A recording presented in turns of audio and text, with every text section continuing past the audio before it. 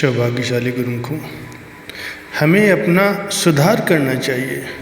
हमारे द्वारा ऐसा कोई काम नहीं होना चाहिए जो हमें खतरे में डालने वाला हो। अपना भाव ऊंचा बनाएं। भाव अपना है, अपने अधिकार की बात है, फिर कमी क्यों रहने दें। अनिच्छा जो कुछ आकर प्राप्त होता है वो हमारा प्रारब्ध है। कोई भी काम करें उसमें ऊंचे से ऊंचा भाव रखें। संसार में जो कुछ है वो भाव ही है। भाव श्रेष्ठ बनाना चाहिए। एक भाई यज्ञ तप भजन आदि करता है, उसका भाव ये है कि हमारा शत्रु मारा जाए, बीमार पड़ जाए, तो ये तामसी प्रवृत्ति है।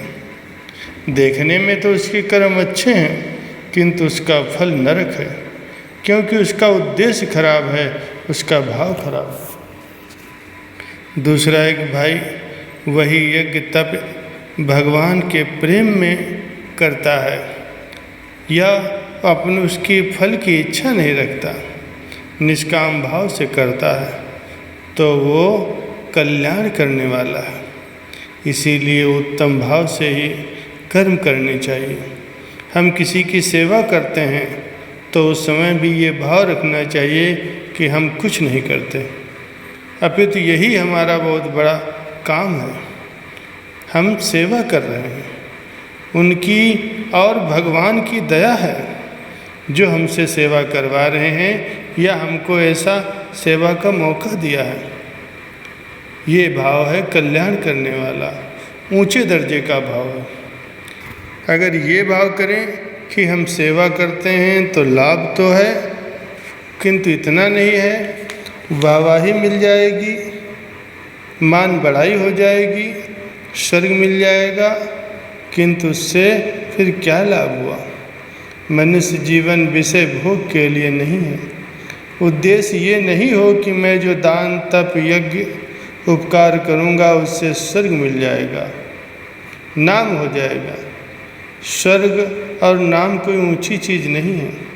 असली वस्तु तो ऊंचे भाव से है। स्वर्ग मिला तो क्या लाभ हुआ।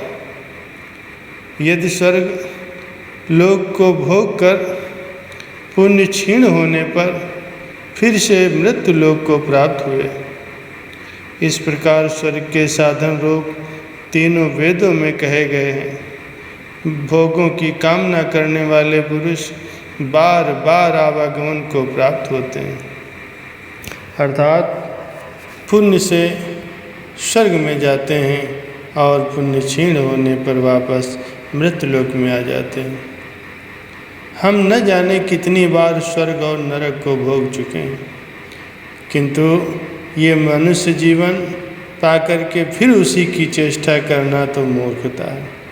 ये मौका हाथ से न जाने दें। ये आखिरी मौका है, अन्यथा ऐसे ही जन्मते और मरते रहेंगे। पूर्व में कितनी बार जन्मे मरे और भविष्य में कितनी बार जन्मेंगे मरेंगे, इसको तो कोई नहीं बता सकता। ये मनुष्य शरीर संसार में घूमने के लिए नहीं मिला है, संसार चक्र को रोकने के लिए मिला है। संसार के भोगों के लिए या स्वर्ग भोगने के लिए नहीं मिला है। ये तो परम कल्याण करने के लिए मिला है। हम जिनकी सेवा करते हैं, उपकार करते हैं, वास्तव में वही हमारा उपकार करते हैं, वही हमारा कल्याण करते हैं।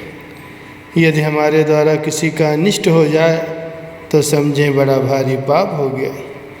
जिसका अनिष्ट हो गया उससे क्षमा प्रार्थना करनी चाहिए। वो यदि क्षमा कर दे तो फिर यमराज की सामर्थ्य नहीं है कि वो दंड दे सकें। भाव ये रखें कि सब भगवान के ही जन हैं। जितने जीव हैं सब भगवान के ही हैं। तुलसीदास जी ने कहा है, समदर्शी मोहि कह सबको, सेवक प्रिय अनन्य गति सो। अनन्य गति वाला भक्त भगवान को अधिक प्रिय है। अनन्य गति का लक्षण भगवान राम इस प्रकार से बतलाते हैं, वो मेरा अनन्य सेवक है जिसकी मति इस भाव से कभी नहीं टलती कि ये संसार भगवान का स्वरूप है और मैं सबका सेवक हूँ। ये बहुत ऊंचा भाव है। नाम जपने में बड़ा भारी प्रभाव है। नाम जपने से सारे पापों का नाश होकर के कल्याण हो जाता है। नाम जपने के समान और कोई भी सुगम साधन नहीं है।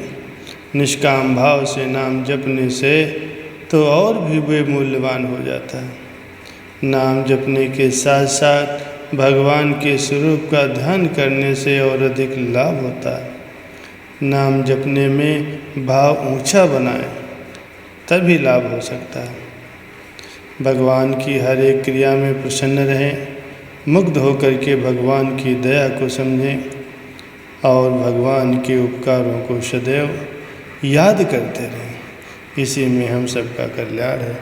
बोलो जयकारा बोल मेरे श्री गुरु महाराज की जय।